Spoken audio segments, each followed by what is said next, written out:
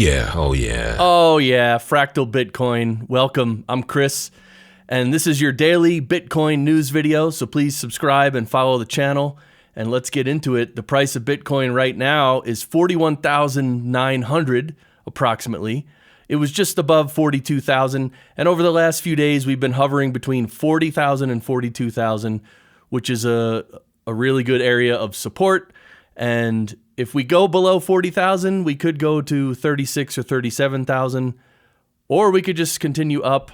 There are reasons for this, including the ETF, but this is a piece of good advice here from Didi. Zoom the F out.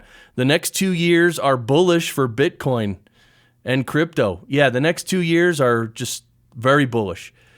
So we have a lot to cover today. I want to move pretty quickly.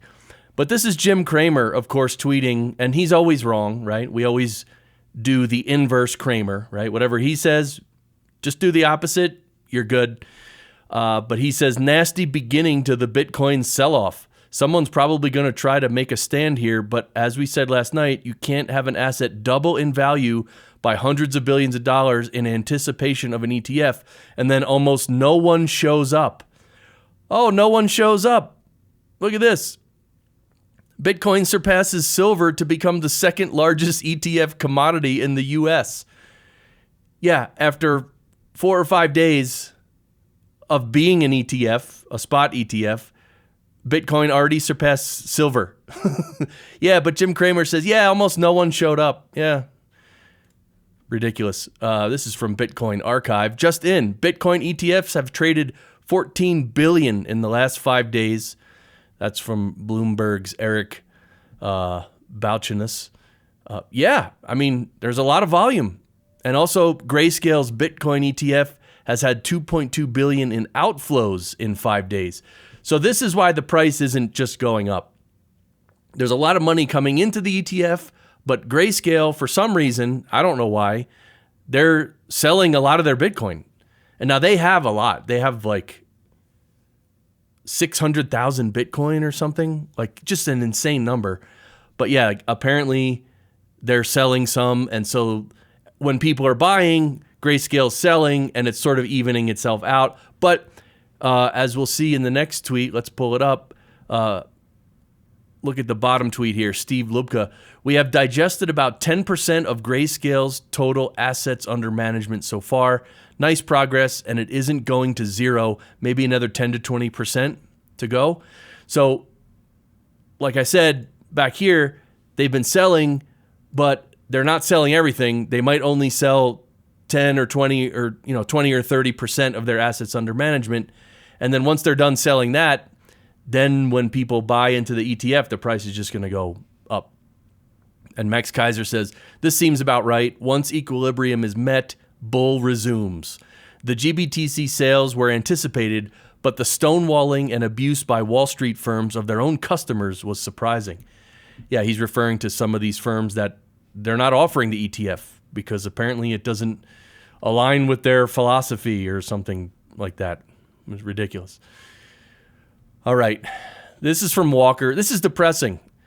$4.9 billion more in vote buying funded by your tax dollars. Did you know your tax dollars are going to Elizabeth Warren to buy votes? Yeah, because she just, she's cheering, woohoo, President Biden is canceling $4.9 billion more dollars in student debt.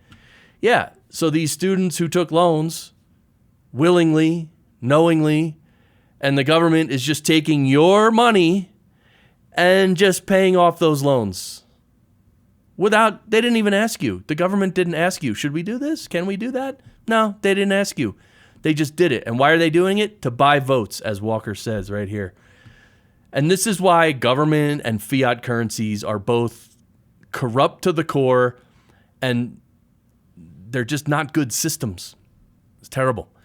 Speaking of corruption to the core, this is a documentary which I have not watched yet, but I will watch it. And by the way, I include links to every single thing I'm talking about in the show notes. So check the description in the show notes. If any of these stories you want to click and research it further, please do. But this is a documentary called Century of Enslavement, The History of the Federal Reserve.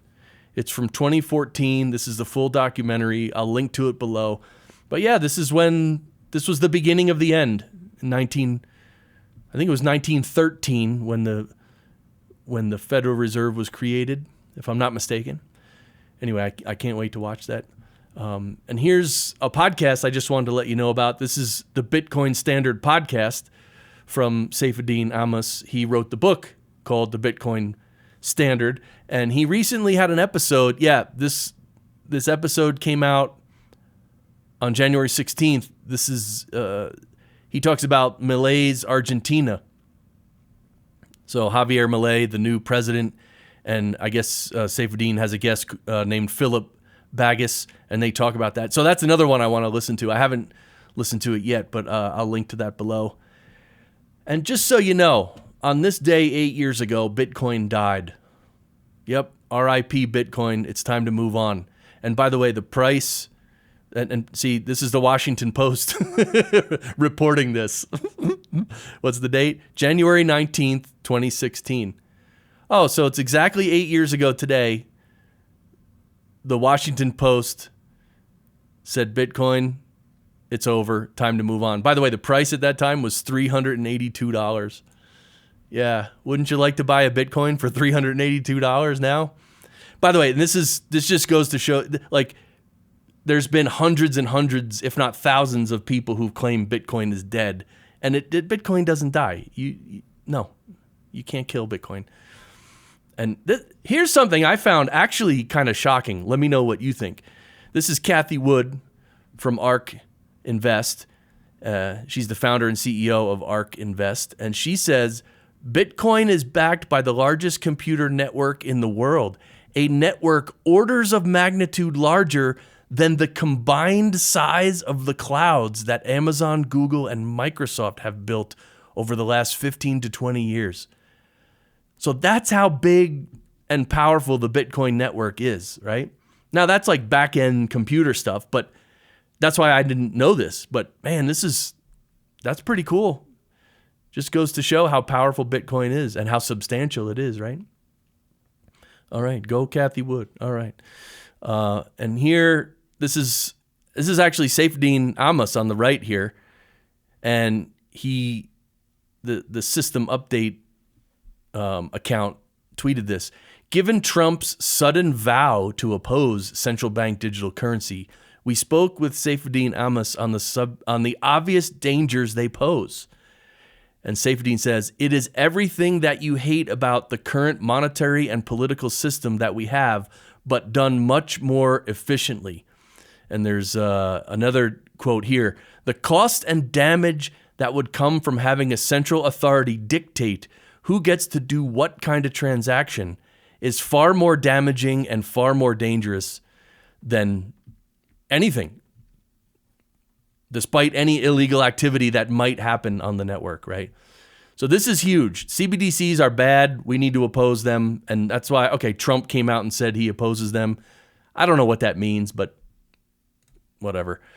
This is Derek Ross. He's down at, I'll go to the next page. Yeah, Bitcoin Jungle. There's a festival happening now called the Bitcoin Freedom Festival, and he's there. Derek Ross, so I'll link to this. He talks about how there's a whole Bitcoin marketplace at the Bitcoin Freedom Festival where you can buy goods with Bitcoin over the Lightning Network. And he's doing it with Satoshis that reside on his node back home in the United States. So yeah, I'll link to that stuff. Pretty cool. Couple more things. Here's some advice about Noster. If you jump on Noster, be sure to follow lots of people. That's the key, because you might show up there. There are no algorithms. So if you show up and there's crickets, there's nothing, that's because there are no algorithms manipulating what you see. So what you do is follow lots of people. So follow me on Noster. I'll follow you back. And here's a little bit about Nunchuk Wallet. This is BTC Sessions. This apparently is one of the best wallets in many ways, so I'll link to the Nunchuk wallet. But that's it for today. This is our website, Fractal Bitcoin. Check out all our stuff there. But most importantly, on the top here, it says join our locals community. Click on that. Come here on locals and join us, and we'll be able to chat and hang out. So thanks for watching. Have a good weekend. I'll see you Monday. Bye.